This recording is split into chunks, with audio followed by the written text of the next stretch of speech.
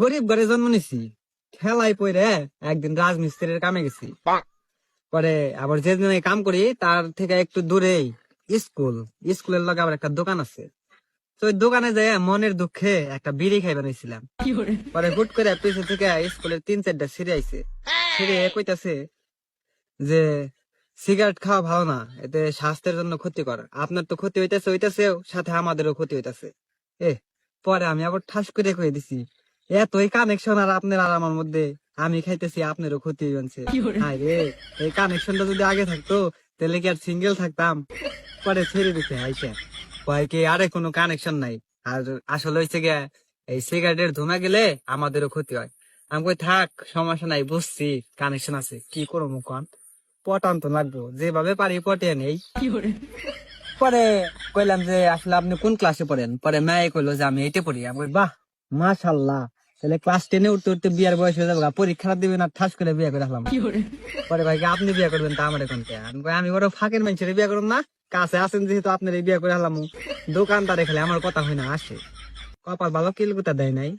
যাই হোক, পরে কইলাম যে তাহলে কেমনে কি কন, আমি তো প্রতিদিন কামে আহি না, মাঝে মধ্যে কামে আহি, তাহলে আপনার লগে একটা কানেকশন কইরা দেন।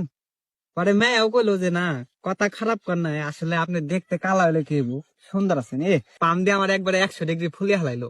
তখন কি আর আমি এই মেয়ের ছাড়া থাকা হারুম? পরে বাড়িতে পড়ছে, ওই দিন আর নাম্বার টাম্বার দিল না। কন্ট্রাক্টরে কইছে যে কালকে কাজ নাই।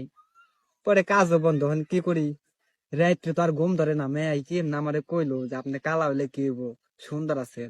রাত্রে খালি ছটফট করবার লাগলাম। পরের দিন সকাল হইতে না হইতেই গেছি গা স্কুলের সামনে। 7টা বাজে গেছি, কামেও যাই না আমি। 7টা বাজে কামে যায় পৌঁছায় 8:30 বাজে, কন্ট্রাক্টরে খালি বকে। ওই দিন আবার 7টা বাজে একবার স্কুলের সামনে যে পড়েছি। কিন্তু স্কুলে মেয়ে আহে 9টা, 9:30টার সময়। এত সকালে ওই দোকানে বয়ে বয়ে বিড়ি সিগারেট খেলাম, আর দোকানদার চাচার লগে গল্প টল্প করলাম।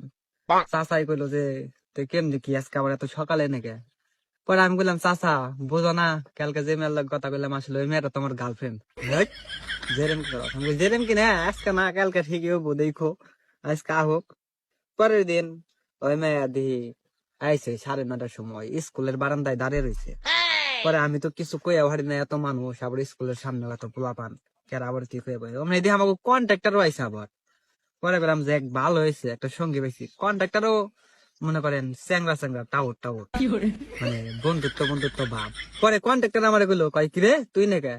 পরে কন্ট্রাক্টরে কইলাম যে ভাই, আপনি তো বুঝেনি আমার দুঃখ, আসলে আমি কাম জাম ঠিক মতো করি না, কি লিগে আসলে আমার কেউ তো নেই খাওয়ার মতো।